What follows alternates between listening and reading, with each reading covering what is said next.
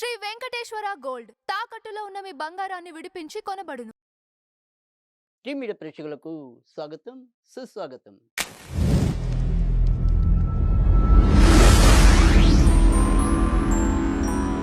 దినదర్శిని కార్యక్రమంలో అక్టోబర్ 1వ తారీఖు బుధవారం.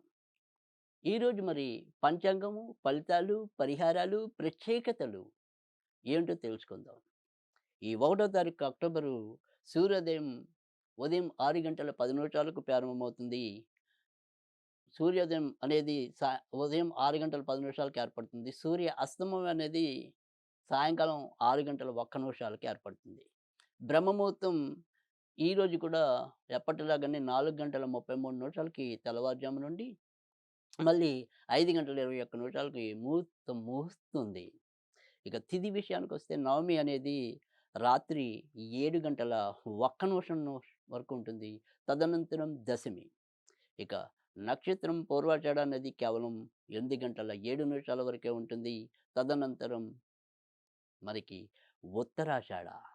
ఇక దినసరి యోగాల విషయానికొస్తే అతి గండ యోగం అనేది రాత్రి అంటే అర్ధరాత్రి 12 గంటల 34 నిమిషాల వరకు ఉంటుంది. ఇక తదనంతరం వచ్చేది సుకర్మ యోగం అనేది జరుగుతుంది. సరే, ఇక మంచి ముహూర్తాల విషయానికొస్తే గనక అభిజిత్ లగ్నం అనేది బుధవారం గనక ఈరోజు ఉండదు. అమృత గడియలు రాత్రి అంటే అర్ధరాత్రి 2:31 నిమిషాల నుంచి తెల్లవారుజామున 4 గంటల 12 నిమిషాల వరకు, అంటే తెల్లవారితే 2వ తారీఖు. ఇక విజయ ముహూర్తం అనేది మధ్యాహ్నం 2 గంటల 4 నిమిషాల నుంచి 2 గంటల 52 నిమిషాల వరకు. ఇక దుర్ముహూర్తం వర్జ్యం విషయాలకొస్తే వర్జ్యం మధ్యాహ్నం 4 గంటల 28 నిమిషాల నుంచి సాయంకాలం 6 గంటల 9 నిమిషాల వరకు. దుర్ముహూర్తం అనేది ఉదయం 11 గంటల 42 నిమిషాల నుంచి మధ్యాహ్నం 2 గంటల 29 నిమిషాల వరకు. ఇక రాహుకాలం అనేది మధ్యాహ్నం 12 గంటల 5 నిమిషాల నుంచి మధ్యాహ్నం 1 గంట 34 నిమిషాల వరకు. ఇక ప్రత్యేక యోగాలనేవి ఈరోజు ఏమీ లేవు. ఇక మరి నక్షత్రం మనం ఇందాక చెప్పుకున్నాం, పూర్వాషాఢ అనేది ఉదయం 8 గంటల 7 నిమిషాల వరకే ఉంటుంది. ఈ 8 గంటల 7 నిమిషాల వరకు ఎవరెవరికి తారాబలం అనుకూలం అనేది చూసుకుంటే మేషరాశిలో అశ్విని నక్షత్రం మరియు కృత్తిక నక్షత్రానికి అనుకూలం. తదుపరి రాశి అయిన వృషభ రాశిలో కృత్తిక నక్షత్రం, మృగశిర నక్షత్రానికి అనుకూలం.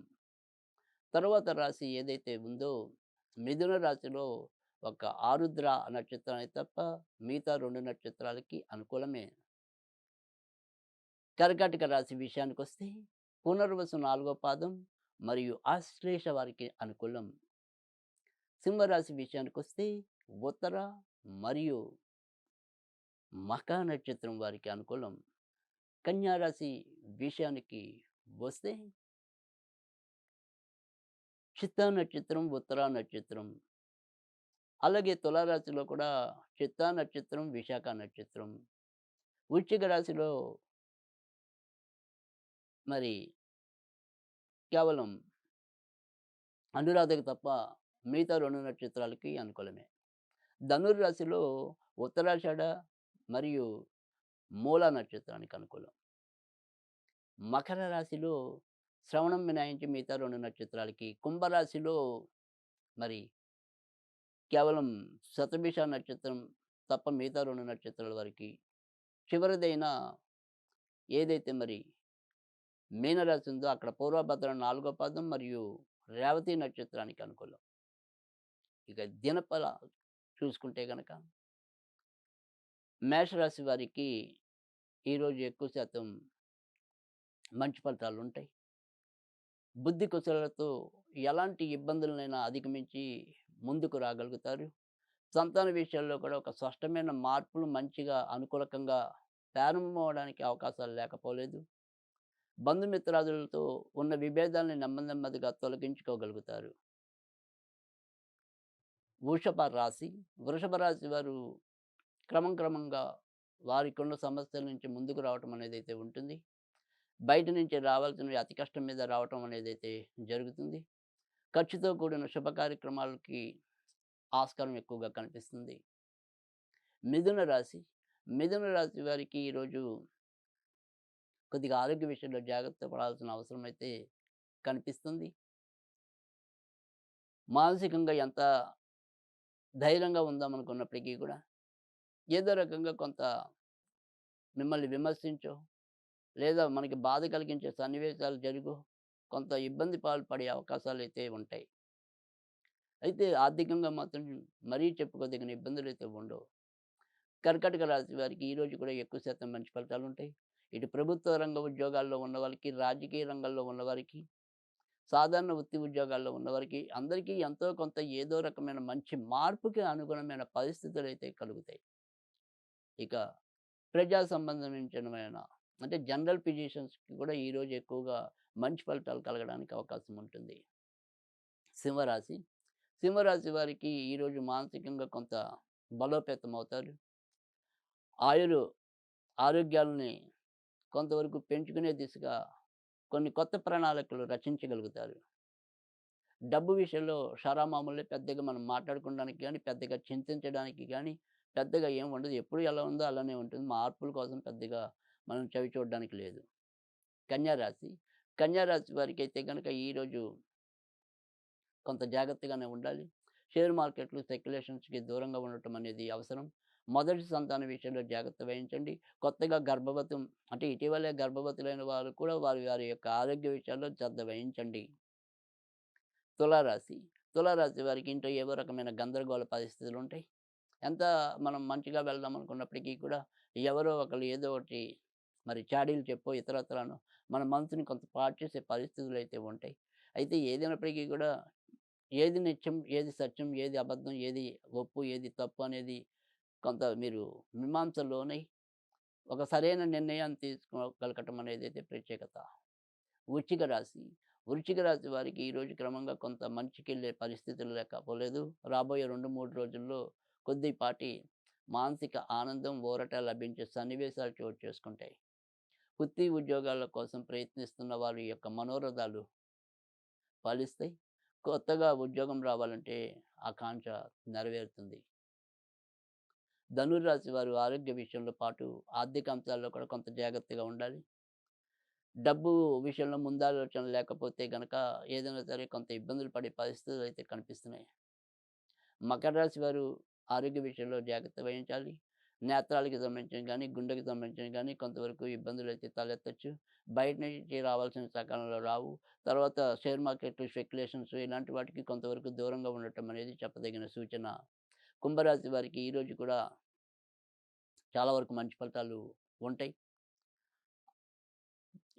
ప్రభుత్వ ఉద్యోగాల్లో ఉన్నవారికి, రాజకీయ రంగంలో ఉన్నవారికి కూడా కొంత ఆశాజనకమైన మంచి మార్పులు పొందే అవకాశాలైతే కనిపిస్తున్నాయి. ఆరోగ్య విషయంలో కొంతవరకు శ్రద్ధ తీసుకోవాలి.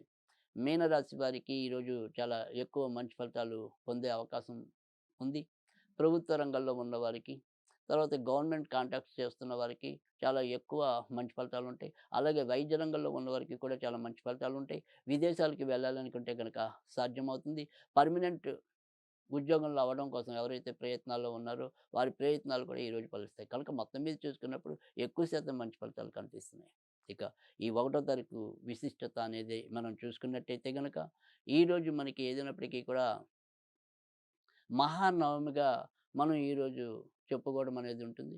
అలాగే చాలామంది సరస్వతీదేవి దక్షిణాదిగా ముఖ్యంగా ఈరోజు పూజ చేయటం అనేది కనిపిస్తుంది.